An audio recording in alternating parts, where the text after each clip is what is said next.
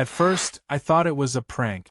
There I was, coffee in one hand and newspaper in the other, when I spotted the bright orange paper slapped across my front door like a warning label on a box of dynamite. In big angry letters it screamed notice of removal. Your unauthorized crops must be cleared within 14 days or legal action will be taken. I blinked twice thinking maybe the caffeine had not kicked in yet, but no, it was real. I had not laughed that hard in months. Whoever thought they had the authority to tell me, a farmer on legally leased federal farmland, to mow down my own crops clearly had not done their homework. The emotional swing from confusion to gut-busting laughter to slow simmering anger set the tone for everything that would come next. Because in that moment, without realizing it, someone had just declared war.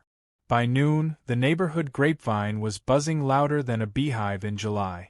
Word spread faster than prairie fire that the HOA president, a woman named Karen whose voice could cut glass, had decided that my farm fields were an eyesore. Her reasoning was that the sight of cornfields behind the fancy new houses was driving down property values. I watched from my porch as Karen, clipboard in hand, marched along the dirt boundary line with 2 board members flanking her like bodyguard. She was wearing oversized sunglasses, a sun hat big enough to shade a small village, and an attitude that practically screamed I own everything I see. She gestured wildly toward the fields, talking loud enough that even without trying I could hear every ridiculous word. She called it unkempt wasteland. She said it was hurting the aesthetic of the community. She even pointed out that some of the residents had complained their children might get lost if they wandered into the tall corn. I was halfway between laughter and pure disbelief. Children could find their way through Disneyland, but apparently cornfields were now considered hazardous terrain. I decided to step off my porch and walk down the dirt path toward her. The second she saw me, Karen straightened her spine like she had just been knighted. Her 2 lackeys took a step back as if they expected a shootout at high noon. "Good afternoon," I said, doing my best to keep a neutral face. Karen tightened her grip on the clipboard like it was a shield. She informed me in a crisp voice that per HOA regulations, all landscaping visible from community roads must conform to certain standards. I asked her as politely as I could what exactly those standards were for agricultural land that predated the existence of her entire neighborhood by about 70 years. She did not even blink. She said with a straight face that all land visible from their HOA jurisdiction was under their influence. That was the moment I knew I was not dealing with someone who could be reasoned with. Logic was not going to work.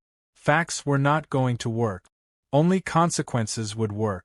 I smiled the kind of smile you give a child who just announced they plan to dig a hole to China. I told her nicely that the land she was standing next to was leased to the federal government under a special program for agricultural preservation and veterans support. She waved her hand dismissively as if I had just explained the rules of hopscotch to her. She said it did not matter, that HOA policy was the highest authority in the area. I fought every instinct not to burst out laughing. Instead, I told her calmly that if she touched a single plant on that field, there would be legal consequences she could not even imagine. I could see the wheels turning in her head, but she clearly thought I was bluffing. By evening, I got a notice slipped under my door inviting me to attend an emergency HOA meeting scheduled for the next evening. Apparently, the board was going to formally vote on whether my crops needed to be forcibly removed to preserve community standard. I stared at the paper, marveling at the sheer audacity. I lived half a mile outside their actual neighborhood boundary. My land was not, had never been, and never would be part of their suburban playground. Yet here they were, trying to act like medieval lords extending their reach. I sat on my porch that night, watching the sun dip below the horizon, the cornfields turning gold and rust in the fading light. I thought about all the history rooted in that soil. My father had farmed it before me, his father before him, and now it served a bigger purpose, helping veterans heal through agricultural therapy. Karen had no idea the kind of hornet's nest she had just kicked. I took a long, slow sip of my coffee, and made a silent promise to myself. If she wanted a war, I would give her one. But it would be fought on my terms. Quiet, legal, devastating. As I turned in for the night, a feeling settled over me. Not anger. Not fear. Something colder, sharper. The knowledge that when you fight with roots that run deeper than money or power, you are bound to lose. Karen had no clue she had just signed herself up for the most humiliating defeat of her life. And I intended to make sure the entire town would be there to watch when it happened. The next evening arrived with a heavy, humid stillness hanging over the town. I pulled into the community clubhouse parking lot, my old truck rumbling and sputtering among the sea of spotless SUVs and luxury sedans. As I stepped out, a few residents threw me sideways glances, some curious, some nervous, and a few openly hostile. I tipped my hat and kept walking. I had no reason to be intimidated. They were about to step into a storm they had no idea was coming. Inside, the clubhouse had been hastily arranged with folding chairs facing a long table where the HOA board members sat in a row like judges at a bad talent show. Karen sat at the center, flanked by two board members who looked more like they had been dragged into this mess rather than volunteering for it. She wore a crisp white blazer and a smug smile that made my teeth itch. She tapped her gavel on the table, calling the meeting to order with all the self-importance of a small-town dictator. We are gathered here to discuss the violation of community standards posed by the adjacent farmland, Karen announced, her voice carrying easily across the room. She had a poster board set up next to her, with blown-up photographs of my fields taken from various angles. Red circles and arrows highlighted patches of corn and a few random hay bales like they were evidence in a criminal trial. I folded my arms and leaned against the back wall, watching the performance unfold.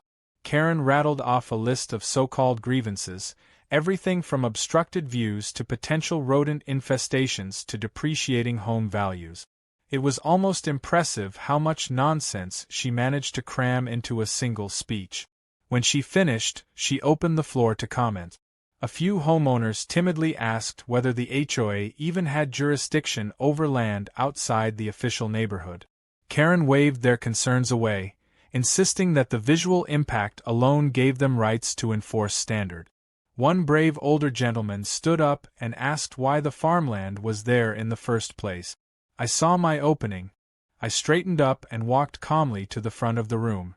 For the record, I said, my voice steady, the farmland in question is leased by the Department of Agriculture as part of a federal agricultural preservation initiative. It is legally protected. Your HOA has absolutely no authority over it. You are, however, currently engaging in harassment and attempting to violate federal property right.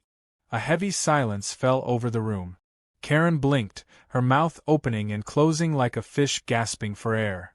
She recovered quickly, plastering on a patronizing smile. Surely we can come to a neighborly agreement, she said sweetly. I smiled right back. Absolutely. The agreement is you leave my land alone or deal with the federal government. Karen's face flushed an alarming shade of red.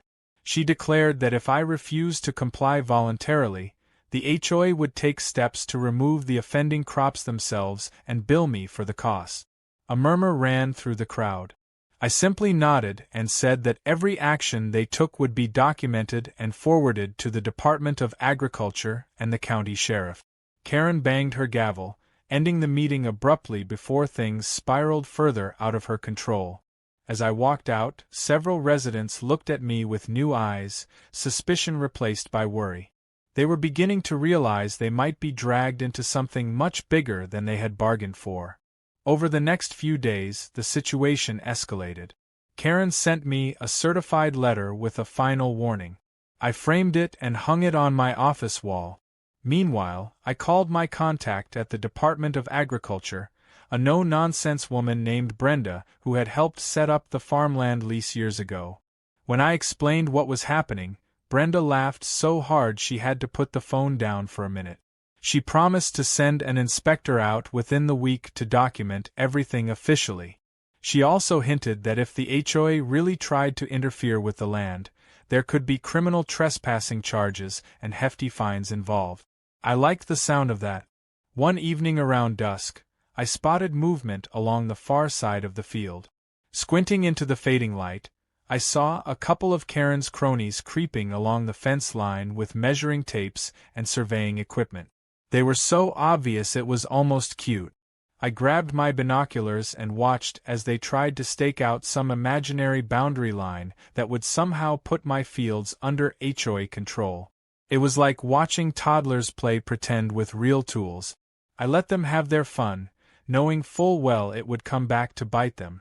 Later that night, my motion sensor cameras caught something even better. Karen herself sneaking onto my land under cover of darkness, carrying a can of spray paint and some orange flags. She planted the flags haphazardly through one section of the corn, marking it like it was her own private territory. The footage was pure gold. I sent it straight to Brenda and the sheriff's office with a short polite note. Evidence of illegal activity on federally leased farmland attached. Please advise. The next morning, a landscaping crew showed up. Big trucks, noisy machines, men with weed whackers and chainsaws. Karen strutted alongside them, barking orders like a general leading troops into battle. I watched from my porch, sipping my coffee. I gave them exactly 2 minutes before calling the sheriff. When the first weed whacker touched a corn stalk, I made the call. By the time the sheriff's car pulled up, half the neighborhood had gathered to watch. It was not every day you saw an HOA president trying to lead an invasion of farmland. The sheriff, a tall, broad-shouldered man with a face like carved granite, stepped out of his cruiser and surveyed the scene with the weariness of a man who had seen too much stupidity for one lifetime. He marched straight up to Karen, listened patiently to her high-pitched screeching about property values and aesthetics, and then quietly placed her under investigative detention. It was not an arrest yet, but close enough to make Karen turn several shades paler. The workers stopped immediately, dropping their tools and backing away like the ground itself had turned into lava. I handed over my evidence, the security footage and a copy of the federal lease agreement. The sheriff nodded grimly and promised swift action. As Karen was led away for questioning, I tipped my hat to her in silent farewell. She had set this war in motion, and now it was rolling downhill with her tied firmly to the front. And the best part was, the real consequences had not even started yet. The federal government did not move fast, but when it did, it hit like a freight train. Karen was about to learn that the hard way. The next few days were a strange mix of calm and gathering tension, like the eerie quiet before a summer thunderstorm. After the sheriff's visit, Karen had gone suspiciously silent. Her army of HOA followers kept their heads down, avoiding eye contact whenever they saw me around town. It would have been almost peaceful if not for the lingering feeling that Karen was not the type to accept defeat so easily. She was likely plotting something even more outrageous, and deep down, I knew it was only a matter of time before she made her next move. Meanwhile, Brenda from the Department of Agriculture kept me updated. They were building a case file, gathering all the evidence, but she warned me that federal processes took time. I was fine with that. Patience was a farmer's greatest weapon. It was just a matter of letting Karen dig her own grave a little deeper. One evening, just as the sun was sinking low and turning the fields a fiery gold, my motion detectors pinged again. This time, the scene was almost surreal. Karen had hired a private landscaping company, a new one not from the local town but from 2 counties over, probably hoping they would not know the trouble she was in. Big trucks rolled in, engines rumbling, carrying heavy-duty mowing equipment. A few workers climbed out, looking confused as they glanced around at the open farmland, clearly wondering why anyone would need a full mowing crew for healthy, fully grown crops. At the center of it all was Karen, waving her arms and shouting orders like she was directing a construction project. I watched from my porch, coffee in hand, and shook my head slowly. Some people just never learn. Before they could even start their engines, I called Brenda. She picked up on the second ring, and when I explained what was happening, her voice turned ice cold. "Stay put," she said. We are sending agents right now. And call the sheriff again. She needs to be caught in the act. I hung up and dialed the sheriff, who, to his credit, did not even sound surprised. On my end, I grabbed my phone and started recording. If Karen wanted to keep giving me free evidence, I was not about to stop her. The landscaping crew hesitated, unsure whether they should proceed. Karen marched over and barked at them to get moving, threatening to withhold payment if they did not start immediately. Reluctantly, a few of them fired up their machines. The whine of the engines cut through the evening air. I stayed calm, waiting. Then, just as the first blade touched the crops, a convoy of government SUVs roared down the dirt road, lights flashing but sirens silent. It was a coordinated, quiet show of force, the kind that meant serious business. Department of Agriculture agents poured out, followed closely by 2 sheriff's deputies. The agents quickly took control of the situation. The workers shut down their machines and stepped away, hands raised slightly to show they meant no trouble. Karen, however, charged toward the agents, waving her clipboard and shouting something about her rights and her HOA authority. One of the agents, a tall woman with steel-gray hair and a badge that glinted sharply in the sunset, let Karen rant for a full minute before calmly reading her the legal notice. Karen was being formally investigated for trespassing on federal land, destruction of government property, and interference with a federal agricultural program. If proven guilty, the fines could be astronomical, not to mention potential jail time. The look on Karen's face was something I would treasure forever. It was the moment her reality cracked wide open. She sputtered, she screamed, she tried to blame the landscaping crew, then the HOA board, then even me, accusing everyone but herself. None of it mattered. The agents had video footage, signed documents, and eyewitnesses. She was told in no uncertain terms that further interference would result in immediate arrest. Karen turned a deep shade of purple, her mouth working but no sound coming out. The workers packed up and left as quickly as they could, not wanting to be anywhere near the fallout. The agents spent the next 2 hours combing through the damaged section of my field, documenting everything meticulously. Brenda herself arrived later, walking the fields with me and surveying the minor but still infuriating damage. She assured me that not only would the government handle repairs at no cost to me, but they would also be filing claims against Karen personally, not just the HOA. That was the beauty of it. The HOA might have voted to support her antics, but it was Karen who had signed the work orders, Karen who had hired the crews, Karen who had directed the destruction. She could not hide behind the group now. She was exposed, vulnerable, and very much alone. As darkness fell and the agents wrapped up their work, Brenda pulled me aside. "You know she is not going to stop quietly," she said. "People like that never do." I nodded. I was already planning my next moves. If Karen wanted to escalate things, so be it. I had the law, the government, and common sense on my side. She had nothing but her own arrogance. 2 nights later, my fears were confirmed. I woke up to the sound of footsteps crunching on gravel.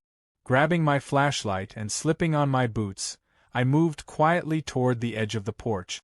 Sure enough, there were figures skulking near the fence line. I hit the spotlight, flooding the area with blinding white light. 3 teenagers, clearly hired or coerced by Karen, froze like deer caught in headlights. They held cans of gasoline and matches, the unmistakable tools of something far more sinister than simple sabotage. My stomach twisted in anger and disbelief. This was no longer petty harassment.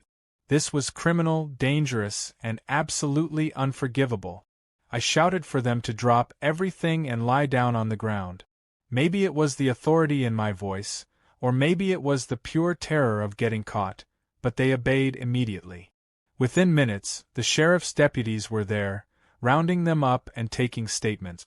It did not take long for the truth to come spilling out.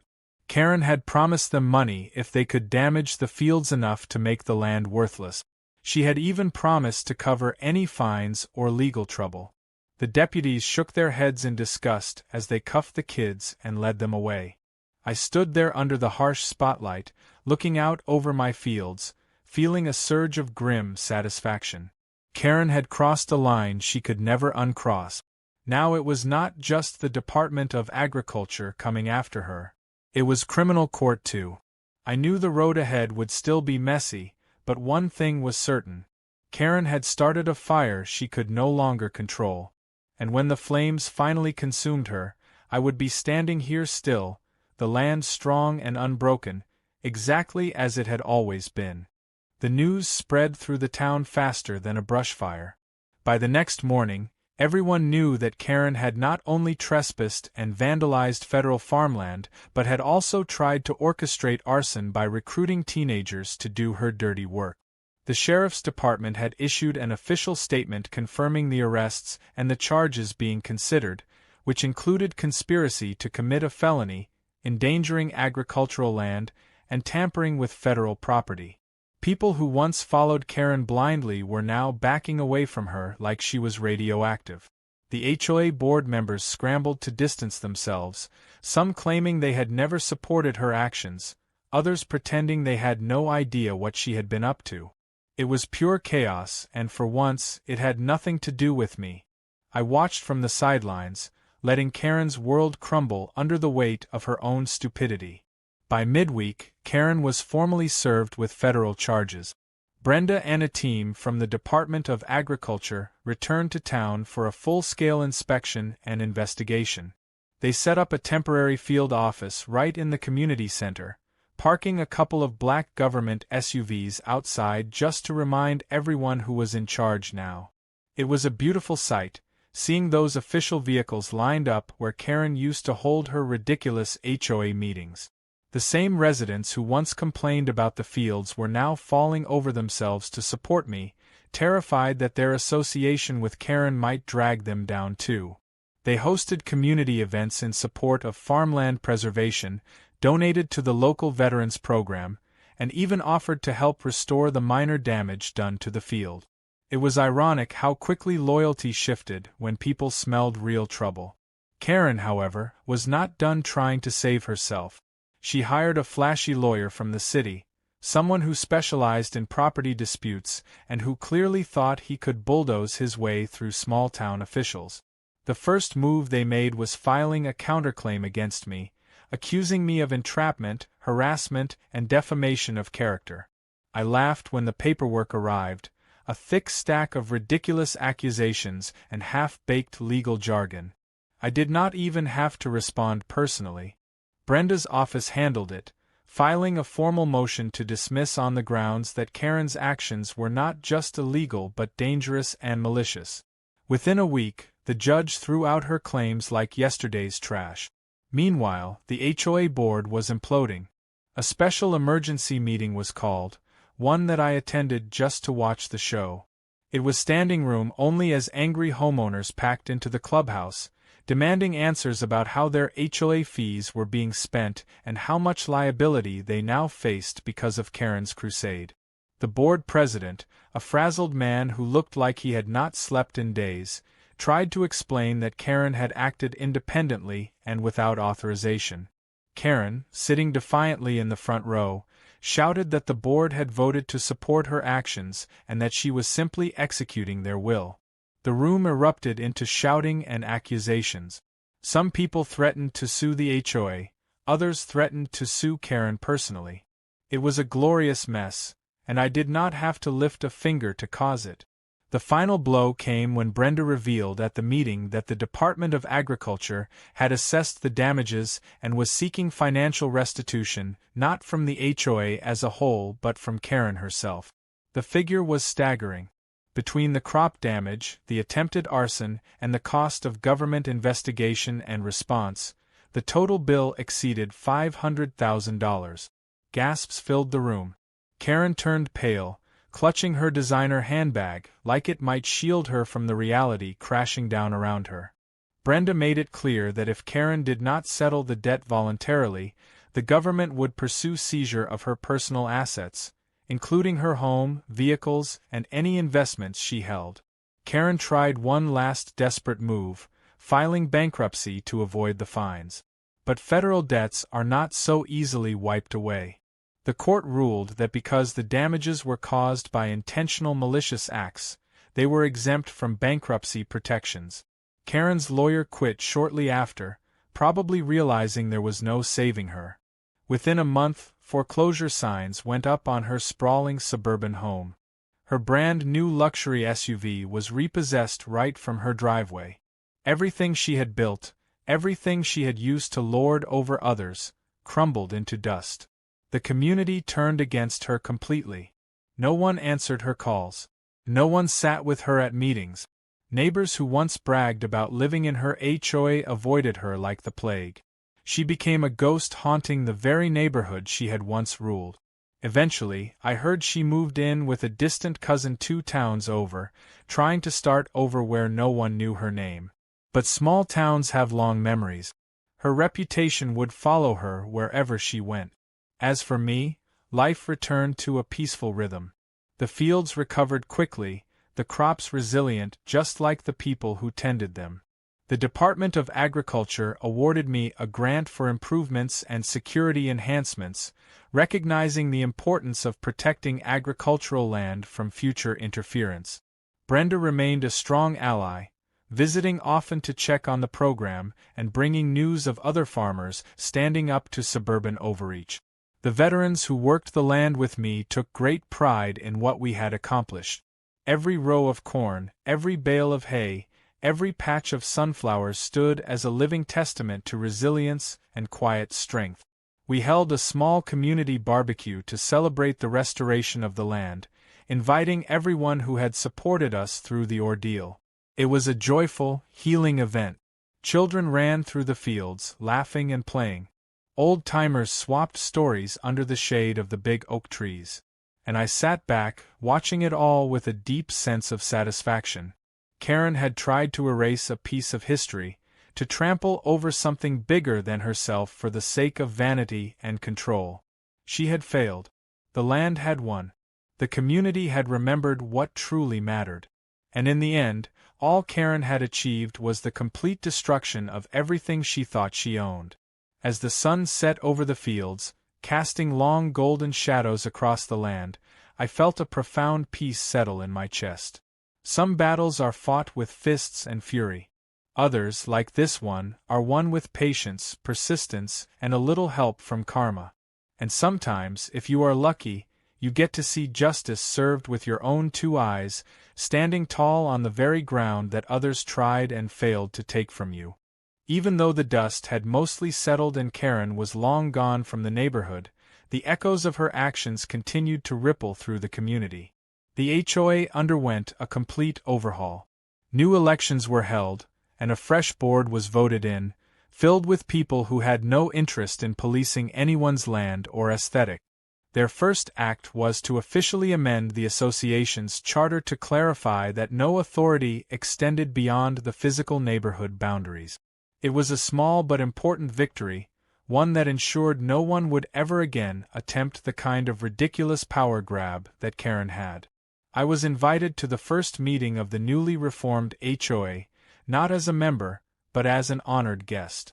I sat quietly in the back of the room while they apologized formally for the chaos and offered a donation to the Veterans Agricultural Program as a sign of goodwill. I accepted it with a simple nod, knowing it was not about the money but about making things right. Around this time, the media caught wind of the story. It started with a small local news segment, just a few minutes about how a rural farmer had stood up against HOA overreach and won. But the story had all the ingredients for something bigger. There was drama, betrayal, resilience, and a satisfying dose of justice. Before long, national outlets picked it up. I found myself giving interviews on the phone and even appearing briefly on a morning news show. They loved the imagery of the farmer who fought the HOA and protected his land. Brenda even made a few appearances, talking about the importance of protecting agricultural land and highlighting the Veterans Program. It was surreal, seeing my face on television, hearing people across the country weigh in on what had once been a deeply personal battle. The unexpected fame brought a wave of support from across the country. Letters and emails poured in from farmers, veterans, and everyday people who had dealt with their own small tyrannies. Some shared heartbreaking stories of losing land or being bullied by overreaching local authorities. Others simply wanted to say thank you for standing up and showing it was possible to fight back and win. I answered as many as I could, touched by the outpouring of kindness and solidarity. The land that Karen had once tried to destroy now stood as a symbol of resistance and resilience. With the grant money from the Department of Agriculture and the new donations from the HOA and the broader community, I expanded the Veterans Program. We added a new greenhouse, installed better irrigation systems, and built a small education center where visiting students could learn about farming and environmental stewardship. Veterans from nearby towns began to join the program, working the land, finding peace in the simple, honest labor of farming. Some of them brought their families, and soon the fields were filled with the sounds of children laughing and adults working side by side, rebuilding not just crops but lives. One of the most touching moments came when a group of veterans presented me with a hand-carved wooden plaque. It bore an inscription that read, "To the one who stood tall when others tried to cut us down." I accepted it with a lump in my throat, feeling the weight of everything that had happened, everything we had fought for and won. The plaque hung in the new education center, a constant reminder of how far we had come and what had been preserved. Life settled into a new rhythm. Seasons changed, crops grew and were harvested, and the land thrived. The fields that Karen once wanted mowed down blossomed into vibrant landscapes of green and gold. Every time I walked those fields, I was reminded of the strength rooted in the soil beneath my feet, the history and the future intertwined in every stalk and seed. The community, too, healed. Neighbors who had once been divided by fear and suspicion found common ground in shared work and celebration. Festivals were held on the farmland, bringing together families from all backgrounds to enjoy music, food, and fellowship. Children learned to plant seeds and tend gardens, veterans shared their stories and skills, and old feuds faded into the past. Karen's former house, once the symbol of her arrogance, was eventually sold at auction. A young couple bought it, turning it into a cozy home filled with laughter and hope instead of bitterness and control. I met them one afternoon when they came by to introduce themselves and ask about the history of the area. I told them the story, leaving out the ugliest parts, focusing instead on the resilience and the victory. They listened with wide eyes, nodding solemnly, promising to respect the land and the community it supported. In quiet moments, sitting on the porch with a cup of coffee in hand, I reflected on everything that had happened. The battles fought, the losses endured, the victories hard won. It had been a trial by fire, but it had forged something stronger than before. The land was not just farmland anymore. It was a testament to perseverance, to standing up for what was right even when it was not easy. It was a reminder that some things, the most important things, are worth fighting for. One evening, as the sun dipped low and the fields shimmered in the golden light, a small boy from the neighborhood ran up to me holding a handmade drawing. It showed a stick figure standing proudly in a wide open field, a small army of stick figures behind him, smiling and waving. Above them, in uneven letters, was a single word: hero. I ruffled his hair and thanked him, my heart swelling with a quiet, profound pride. Not every story has a happy ending, but this one did. Not because it was easy, but because the right people stood firm when it mattered most. Because the roots that ran through this land were deeper than any outsider's ambitions. Because when faced with arrogance and entitlement, patience, truth, and resilience proved stronger. The fields would continue to grow. The community would continue to thrive. And the lessons learned would be passed down from generation to generation, a living legacy rooted in the soil and the spirit of those who refuse to be moved. The seasons turned steadily, the way they always had, and life on the farm settled into a peaceful, steady hum that felt more natural than anything else. Summer rolled into fall, and the fields became seas of gold and amber, the harvest heavy and rich. Each morning I walked the rows as the mist lifted, the smell of fresh earth and growing things filling the air. Every stalk, every blade of grass seemed to stand a little taller after everything we had been through. It was not just my imagination. The land had been defended, protected by more than just fences and property lines. It had been guarded by the spirit of everyone who understood what it meant to belong to something older and stronger than any one person or group. The Veterans Program flourished beyond anything I had dreamed. We received grants from organizations I had never even heard of before. Schools arranged field trips to the farms so kids could learn where their food came from. Retired farmers came out of the woodwork to volunteer their time, teaching skills that would have otherwise been lost to the years. The community rebuilt itself around the farm, not in the controlling, suffocating way the HOA had tried, but in a natural, cooperative spirit. People helped each other again. Fences were mended without being asked. Extra harvests were shared. It felt like stepping back into a better, simpler time without losing the lessons of the present. One afternoon, I sat with Brenda and a few others at a long picnic table we had set up under the biggest oak tree on the property. We were watching a group of kids run around with homemade kites, their laughter rising into the crisp autumn air. Brenda turned to me with a rare soft smile and said sometimes it takes a disaster to remind people what matters. I nodded, watching a little girl help a younger boy untangle his kite string. It was true. All the anger and fear and division that Karen had stirred up had been burned away, leaving behind something stronger. Community built not on control but on care. The land itself seemed to celebrate with us. That year, the harvest was one of the best I had seen in a decade. The soil, tested by experts, was healthier than ever, a testament to years of careful stewardship. Every bushel of corn, every bale of hay, felt like a small personal victory. Each crop was a symbol of resilience, a quiet middle finger to those who had once tried to tear us down. We hosted a harvest festival to celebrate, inviting not just the locals but people from neighboring towns who had followed the story and wanted to see the place for themselves. The turnout was overwhelming. Tents were set up selling local produce, crafts, and food. Bands played under the open sky. Veterans gave tours of the fields, proudly showing off the work they had poured their hearts into. Near the end of the festival, a small ceremony was held to dedicate a new plaque that stood at the entrance of the farm. It read, "This land is protected by the strength of community, the perseverance of those who love it, and the quiet defiance of those who refused to let it be taken."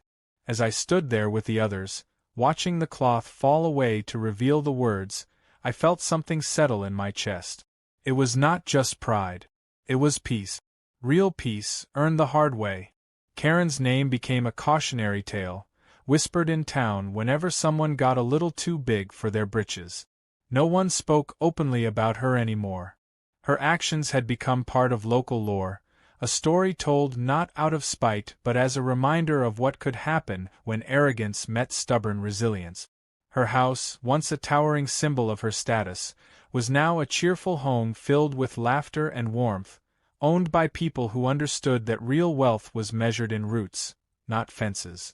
As winter approached, the fields were put to rest, blanketed under a soft layer of snow.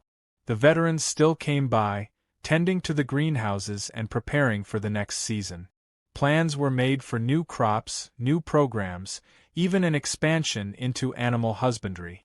It was a time of dreaming and building, of looking forward instead of back. One evening, as I walked the fields with the first stars appearing overhead, I thought about how close we had come to losing all of this, how easy it would have been to give up, to back down, to let someone else decide what happened to this land.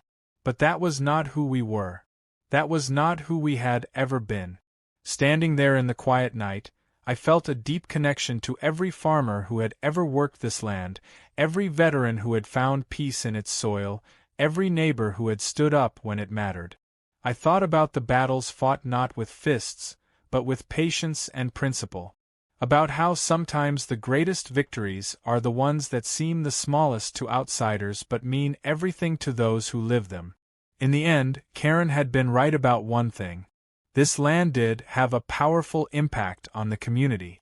Just not in the way she had imagined. It did not lower property values or invite chaos. It strengthened bonds, healed wounds, and reminded people of who they were and what they could be when they stood together. It turned strangers into neighbors and neighbors into friends. As the last light faded from the horizon, I turned toward home, the farmhouse glowing warmly in the distance. Tomorrow there would be more work to do. More fences to check, more plans to make, more seeds to sow. But for now, there was only the satisfaction of knowing that we had fought for something worth saving, and we had won. Not with anger or violence, but with persistence, truth, and the quiet, unstoppable force of a community that knew its own strength. The land would endure, just as it always had. And so would we.